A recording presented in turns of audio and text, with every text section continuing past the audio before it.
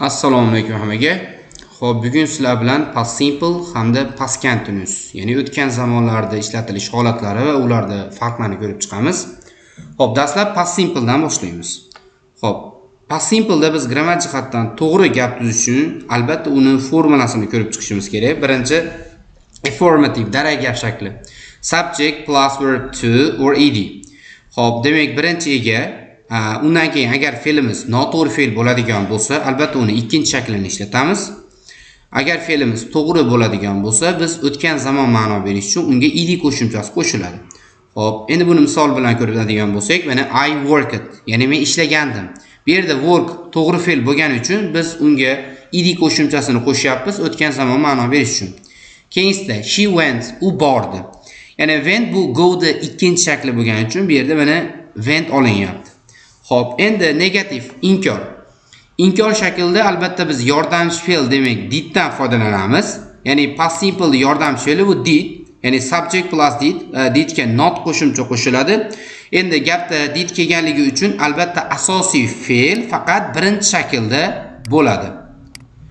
Endi buni misol bilan ko'radigan bo'lsak, I did not work, ya'ni men ishlamadim. Bu yerda mana did kelayotganligi uchun mana work asosiy fe'l faqat oddiy shaklda kelyapti. Ikkinchisida she did not go, ya'ni u bormadi. Bunda ham did kelgani uchun demak go faqat birinchi shaklda bo'lyapti. Endi question, ya'ni savol shaklida o'sha yordamchi fe'l did egadan oldiga o'tib qoladi. Mana did plus subject plus verb 1. Ya'ni egadan oldiga o'tib qoladi. Masalan, mana did you work, ya'ni siz ishladingizmi? Did she go, u bordimi? Demak, past simple da xuddi shu shaklda grammar jihatdan to'g'ri gap tuziladi. Xo'p, past simple ham xo'p, bir necha holatlarni ifodalash uchun ishlatiladi. Ulardan birinchisi demak finished actions in the past, ya'ni o'tmishda tugallangan ish harakat. Agar siz o'tgan zamonda nimanidir qilib tugatgan bo'lsangiz, albatta uni ifodalash uchun demak past simple dan foydalanasiz. Masalan, I watched a movie yesterday, ya'ni men kecha kino ko'rdim. Ya'ni bunda ish harakat o'tgan zamonda boshlangan va o'tgan zamonda tugagan. Keyingi she visited Samarkand last week. U o'tgan hafta Samarqandga bordi, ya'ni tashrif buyurdi. Bunda ham ish harakat o'tgan zamonda bo'lib, o'tgan zamonda tugagan. Xo'p, endi ikkinchi ishlatilish holati. Actions in a sequence deyapti. Ya'ni agar bitta inson o'tgan zamonda ya'ni bir necha ish harakatni ketma-ket bajaradigan bo'lsa, buni ifodalash uchun demak past simple dan foydalanadi. Masalan, he came home, ate dinner and went to bed. Ya'ni u uyga keldi, ovqatlandi va yotdi deyapti. Ya'ni bunda bitta inson mana bir necha ish harakatni bajaryapti, uni ifodalash uchun mana past simple dan foydalanyapti. Xo'p, endi past simple da uchinchi ishlatilish holati bu short and completed actions, ya'ni qisqa va tugallangan ish harakat. Agar o'tgan zamonda qisqa ish harakat, ya'ni qisqa kutilmagan ish harakat bo'lsa, u ham past simple deb ifodalanadi. Xo'p, masalan, the phone rang, ya'ni telefon jiringladi. She dropped her keys. U kalitlarini tushirib yubordi. Ya'ni bunda ish harakat qisqa va kutilmagan bo'lgani uchun u ham past simple deb ifodalanyapti. Xo'p, past simple da ham o'zini time expressionslari bor, ya'ni vaqt so'zlari bor. Bular yesterday, last bilan keladigan vaqt so'zlar, misol uchun last night, last week, shunga o'xshaganlar. Keyin ago bilan keladiganlar, 2 days ago, 2 kun oldin. Xo'p, undan tashqari in bilan agar indan keyin birorta yil keladigan bo'lsa, u ham past simple da ishlatiladi. Masalan, in 2022, 2022-yilda. Misol uchun siz aytishingiz mumkin, I finished school in 2022, ya'ni men 2022-yilda maktabni tugatganman. Xuddi shu shaklda demak ishlatsangiz bo'laveradi. Xo'p, past simple xuddi shu 3 ta holatni ifodalash uchun ishlatiladi. Xo'p, endi keyingi zamonimiz demak past continuous. Xo'p, past continuousda ham demak to'g'ri gap tuzish uchun albatta uni formulasini ko'rib chiqamiz. Birini affirmative, demak darak gap, birinchi subject, undan keyin o'tgan zamon to be'lari was bilan were qo'yiladi va asosiy fe'lga ing qo'shiladi. Asosiy fe'limiz faqat birinchi shaklda bo'ladi va o'sha birinchi shaklda kelgan fe'lga ing qo'shimchasi qo'shiladi. Xo'p, endi buni misol bilan ko'radigan bo'lsak, I was working, ya'ni men ishlayotgan edim. She was working, u ishlayotgan edi. Xo'p, endi buni inkor qilish uchun demak o'sha yordamchi fe'l to be ga not qo'shimcha qo'shish orqali yasaladi. Masalan, mana subject plus to be dan keyin not qo'yiladi va yana asosiy fe'lga ing qo'shimchasi qo'shiladi. Masalan, I was not working, ya'ni men ishlamayotgan edim. She was not working, u ishlamayotgan edi. Endi question savol shaklida o'sha yordamchi fe'l to be egadan oldiga o'tib qoladi. Masalan, mana were you working, ya'ni sen ishlayotganmiding? Was she working, u ishlayotganmidi? Xuddi shu shaklda past continuousda gap tuziladi. Xo'p, past continuous ham bir necha holatlarni ifodalash uchun ishlatiladi. Demak, ulardan birinchisi actions in a progress at a specific time in the past. Ya'ni o'tmishda ma'lum bir vaqtda sodir bo'layotgan ish harakatni ifodalash uchun demak past continuous ishlatiladi. Masalan, qarang.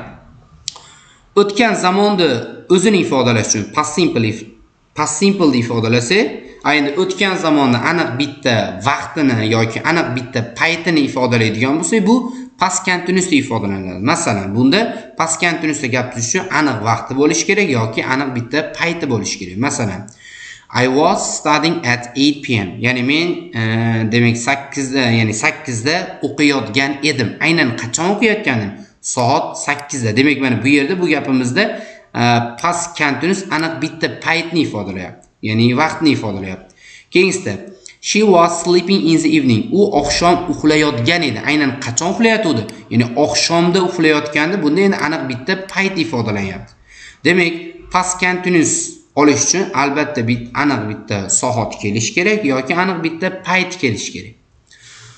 Xo'p, endi ikkinchi ishlatilish holati bu background action in a story deyapti. Ya'ni agar siz kimgadir birorta hikoya haqida gapirib berayotgan bo'lsangiz va u hikoyani asosiy mazmun beradigan qiziqarli joylari asosan past continuousda ifodalanadi. Masalan, it was raining, yomg'ir yog'ayotgandi, and the people were running for the shelter. Odamlar boshpana tomon yugurayotgandi. Ya'ni bunda mana hikoya qilib aytilinyapti. Shuning uchun bu demak past continuousda ifodalanyapti. Xo'p, uchinchi holati two actions happening at the same time deyapti. Agar ikkita inson ikkita ish harakatni bitta paytda bajaradigan bo'lsa o'tgan zamonda, uni ifodalash uchun albatta biz past continuousdan foydalanishimiz kerak va unda albatta while bog'lovchisi bo'lishi kerak. Ya'ni while bilan bog'lanadi. Bunda ikkita ish harakat bitta paytda bo'layotganligini ifodalash uchun. Masalan, I was cooking while she was cleaning. Ya'ni u tozalayotganida men pishirayotgan edim. Bunda ikkita ish harakat va ikkita odam bitta paytda qilyapti va buni ifodalash uchun albatta past continuousda while bog'lovchisi bilan ifodalanyapti. Xo'p, endi demak keyingi bu demak past continuous ham xuddi shu 3 ta holatni ifodalaydi. Endi xo'p, bu hozir bunda past simple bilan past continuous o'zini yakka holat ishlatilishi. Endi past simple bilan past continuous ikkalasini qo'shib ishlatsak ham bo'laveradi. Bu boshqacha holatlar, ya'ni boshqacha holatlarni ham ifodalaydi. Masalan, ya'ni bunda biz albatta when hamda as bog'lovchilar bilan foydalanishimiz kerak. Xo'p, qanday bo'ladi unda? Masalan, agar o'tgan zamonda siz nimanidir qilayotgan bo'lsangiz va kutilmagan birorta ish harakat sodir bo'lib qolsa, uni siz past simple hamda past continuous bilan ifodalashingiz kerak bo'ladi. Albatta o'rtada while as bog'lovchisi bilan birga.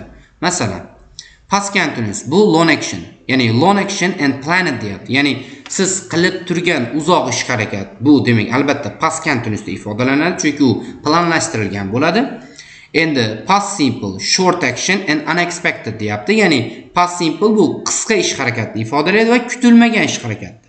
Masalan, I was watching TV when the phone rang deyapti. Ya'ni telefon jiringlaganida men televizor ko'rayotgan edim. Endi qarang. Bu yerda televizor ko'rayotgandim bu past continuousda bo'lyapti va bu long action ya bu planned action, ya'ni uzoq ish harakat va rejalashtirilgan ish harakat. Endi telefon jiringlaganda degani demak telefon jiringlanishi bu qisqa ish harakat va unexpected action, ya'ni kutilmagan ish harakat. Xo'p, keyingi misol ko'radigan bo'lsak, they were playing football as it started to rain. Ya'ni yomg'ir yog'ishni boshlaganida ular futbol o'ynayotgan edi. Demak, qarang. Futbol o'ynayotgani bu uzoq ish harakat va u planlashtirilgan. Shuning uchun bu past continuousda ifodalanyapti. Endi yomg'ir yog'ishni boshlagani bu qisqa ish harakat va u kutilmagan ish harakat bo'lgani uchun bu demak mana past simple deb ifodalanyapti.